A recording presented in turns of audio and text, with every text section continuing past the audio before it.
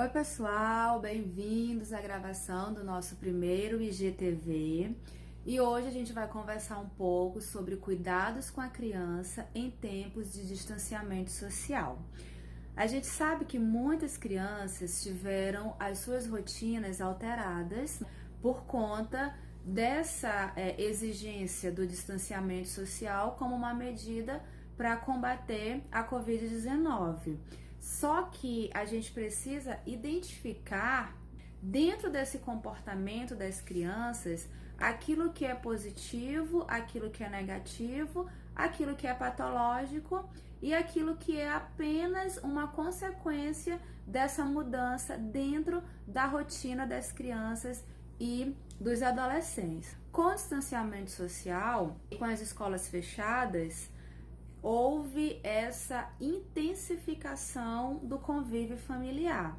Muitos pais, muitos cuidadores, eles estavam acostumados a dividir o seu tempo de responsabilidade, com seus filhos, de convivência com seus filhos.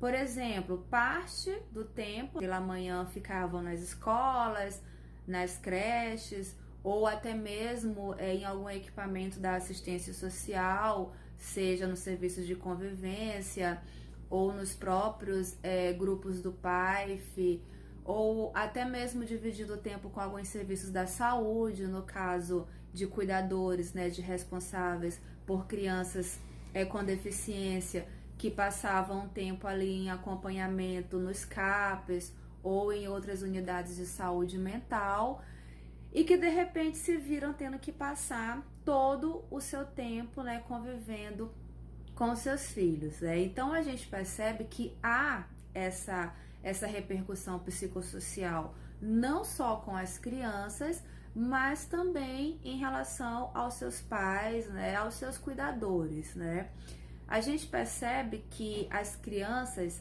elas apresentam alguns comportamentos, como irritabilidade, perda de sono, perda do apetite. Elas se tornam mais agressivas porque elas estão sendo privadas de conviver ali com seus amiguinhos, de estar ali no ambiente escolar, de participar de atividades coletivas nos serviços de convivência e fortalecimento de vínculos, até mesmo de conviver com outros membros da família, de brincar na rua, ali na pracinha. Ela está privada de todo esse contato social e ela de repente se vê num confinanciamento do seu lar, no confinamento doméstico.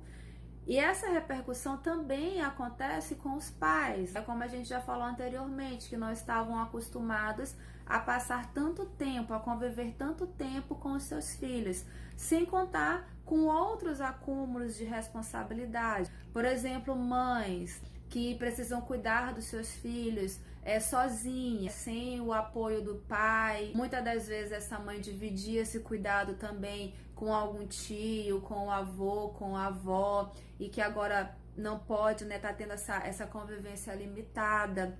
Muitas mães perderam o emprego e ficam com essa preocupação constante: como é que eu vou manter a subsistência da minha casa? Como é que eu vou ter dinheiro para comprar comida, para colocar dentro de casa? Outras estão ali, com o seu trabalho remoto, em home office, em casa, mas também ainda precisam cuidar dos afazeres domésticos. Então, às vezes, essa intensidade no convívio familiar, ela acaba deixando de ser algo positivo e se tornando negativo.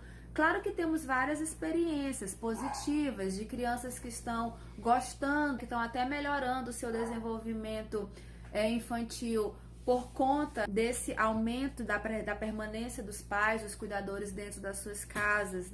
Mas a nossa preocupação maior é quando essa intensidade no convívio familiar ela se torna algo negativo, ela se torna um conflito doméstico, conflito esse que pode acabar se transformando em uma violência psicológica, em uma violência física, uma violência doméstica.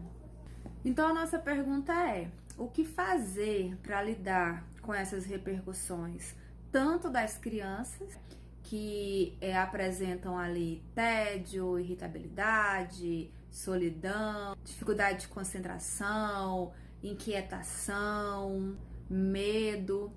E com esses cuidadores que também apresentam reflexos desse distanciamento social, com esse agravamento das situações que eu já citei aqui para vocês.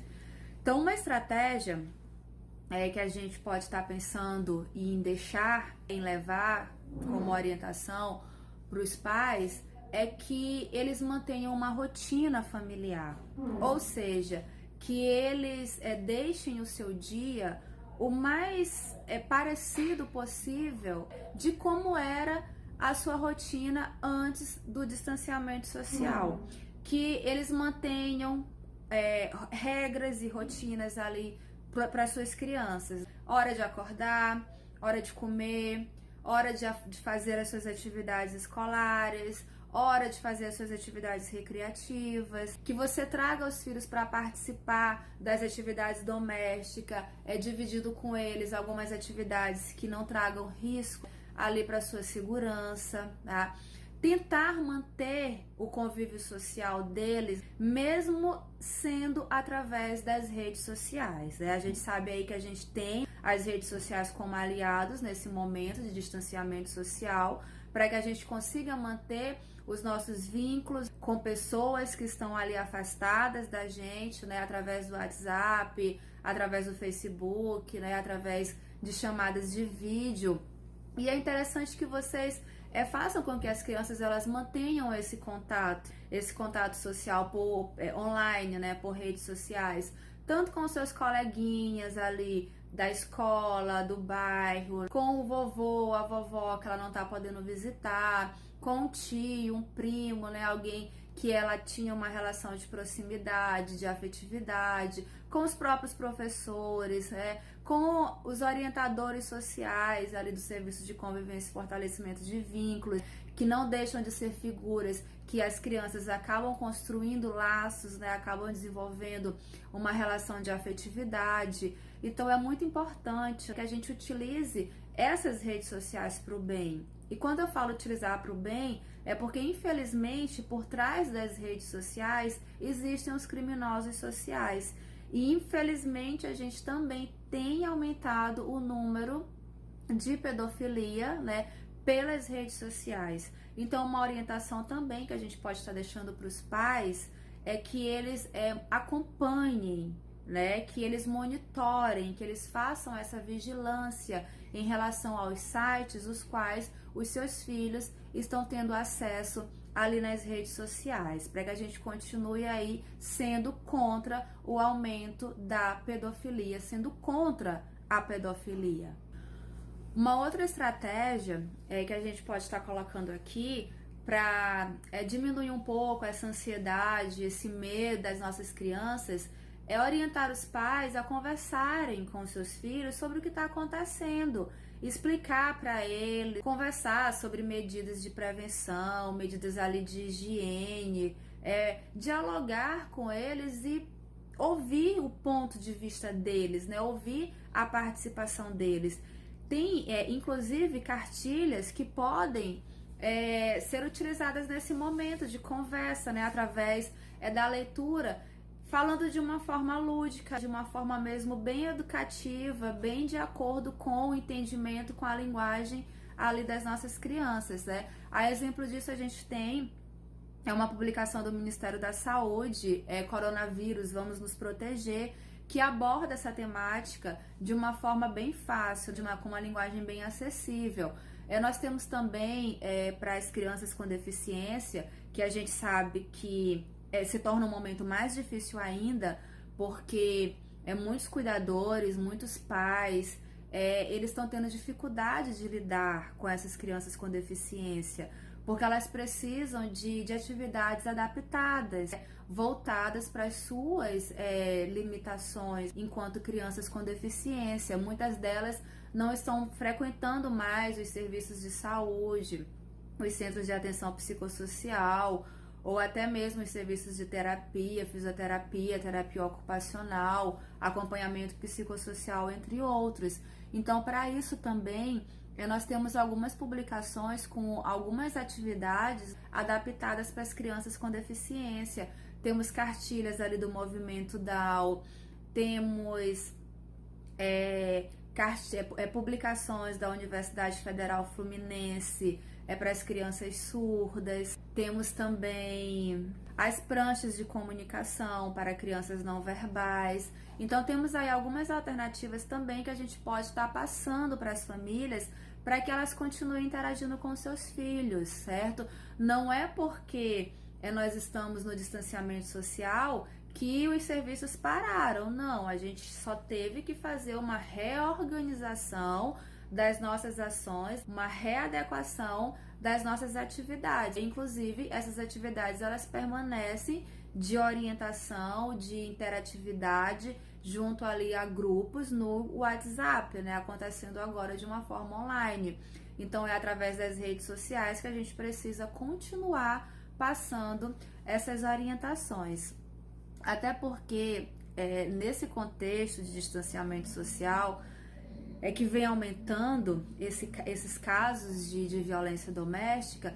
Não é só nesse momento que a gente percebe isso. Isso a estatística já tem comprovado, mesmo antes desse distanciamento social, durante o período das férias, durante o período de maior convivência dos pais, dos cuidadores com seus filhos. Então não é de hoje, né? Porém, a intensificação do convívio familiar, infelizmente, vem fazendo com que esses números eles cresçam, pelo fato de que essa intensificação do convívio familiar, ela começa a dar importância para os conflitos, para as agressões, para as brigas, né? Para os xingamentos, para as ameaças, o que caracteriza uma violência psicológica, para os castigos que trazem risco para a integridade física da criança, que a gente sabe que o próprio Estatuto da Criança e do Adolescente, ele penaliza, né, esses castigos que comprometem tanto a saúde física como psicológica da criança e do adolescente, né? E algumas famílias, elas acabam utilizando essa violência psicológica, essa violência física, como uma resposta, né, como uma resolução para o conflito. E isso acaba trazendo respostas negativas à saúde das nossas crianças e dos nossos adolescentes. E mesmo quando esses xingamentos, quando essas brigas, essas discussões, essas agressões, elas não acontecem diretamente com a criança, mas o testemunho dessas situações, ele é tão maléfico para as nossas crianças quanto a própria violência quando ela é cometida contra si. E nesse caso da violência doméstica, a gente precisa ter uma atenção mais que especial, porque a violência em casa, ela é mais fácil de ser acobertada. Principalmente porque muitos acreditam que os serviços de proteção à vítima de violência, eles estão parados.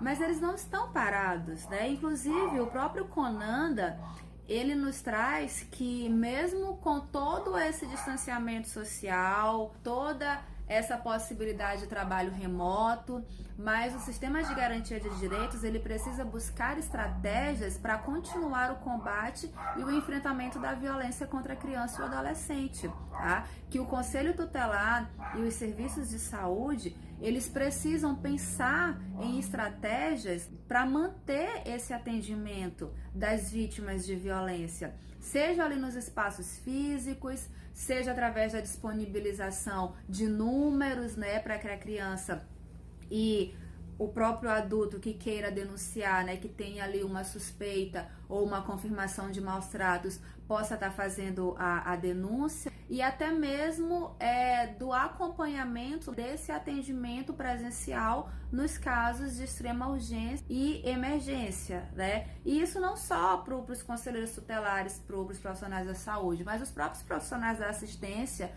também devem utilizar desses mecanismos, né? Enfim, todo o sistema de garantia de direitos, ele precisa encontrar estratégias para garantir a continuidade desse serviço de atendimento e enfrentamento à violência contra a criança e contra o adolescente.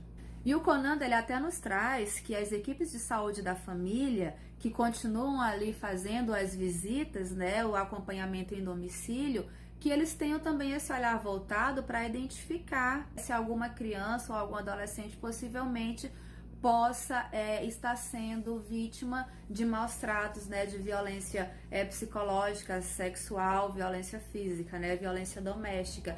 E ele fala, inclusive, também que a equipe de estratégia de saúde da família também pode estar levando experiências positivas de famílias nesse distanciamento social que estão conseguindo transformar essa sua convivência familiar, essa intensidade, né, de convivência nos lares em experiências positivas, estão sendo benéficas tanto para elas, adultos, né, quanto para as crianças e para os adolescentes. Então, a mensagem que eu queria deixar aqui para vocês é que mesmo em distanciamento social, mesmo que a gente esteja sem esse contato presencial, sem esse contato físico, mas tem situações que a gente precisa continuar trabalhando. A exemplo disso, a gente tem agora a campanha 18 de maio, né, que é a campanha nacional do combate à violência e à exploração sexual infantil de crianças e adolescentes, né, que engloba ali o abuso sexual, que trabalha também a questão da pedofilia, que tem tudo a ver com esse momento de distanciamento social, uma vez que esses casos, eles infelizmente estão aumentando, né? Então a gente não pode ficar calada nessa campanha, que também está fazendo aí 30 anos de Estatuto da Criança e Adolescente, 20 anos de plano de enfrentamento à violência sexual contra a criança e adolescente. Então a gente precisa trabalhar essa campanha, não da forma que a gente vinha trabalhando anteriormente, para as ruas, fazendo mobilizações, palestras nas escolas, mas sim utilizando as redes sociais para que a gente faça essa chamada para a importância de você continuar protegendo as crianças e os adolescentes, né? De que forma que a gente poderia estar fazendo isso?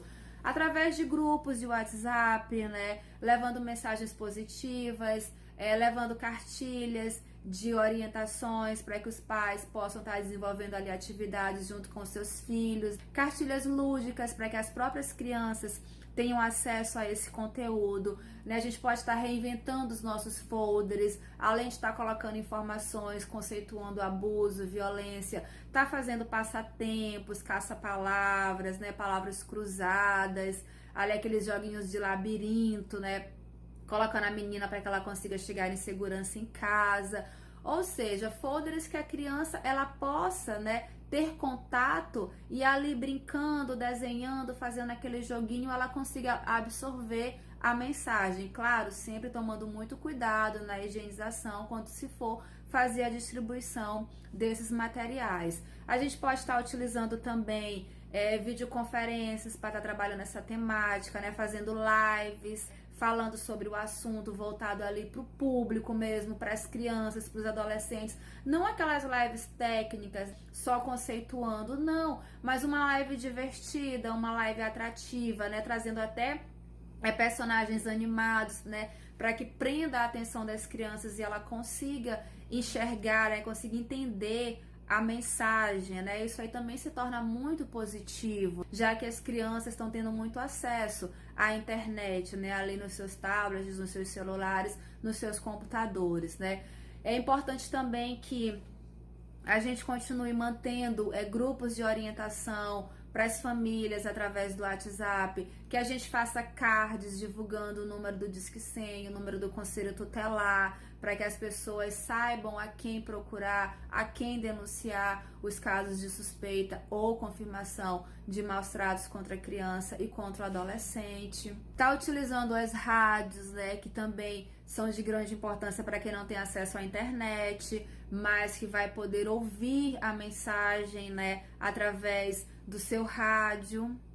Enfim, é não parar, continuar essa luta, continuar essa batalha, para que a gente não tenha esse aumento, né? Para que a gente não continue com esse aumento no número de casos de violência e abuso sexual contra crianças e contra os adolescentes. Então, esse momento é um momento que todos devemos ficar alerta para qualquer suspeita, para qualquer indício, para o menor sinal que seja de violência contra a criança e adolescente, que a gente tome uma atitude, né? Que a gente denuncie e que o sistema de segurança e garantia dos direitos da criança e adolescente, ele possa intervir, mesmo que de uma forma remota, mesmo que de uma forma online, mesmo que com uma diminuição de atendimento presencial, mas que ele continue a agir, porque as nossas crianças, os nossos adolescentes, eles precisam continuar protegidos.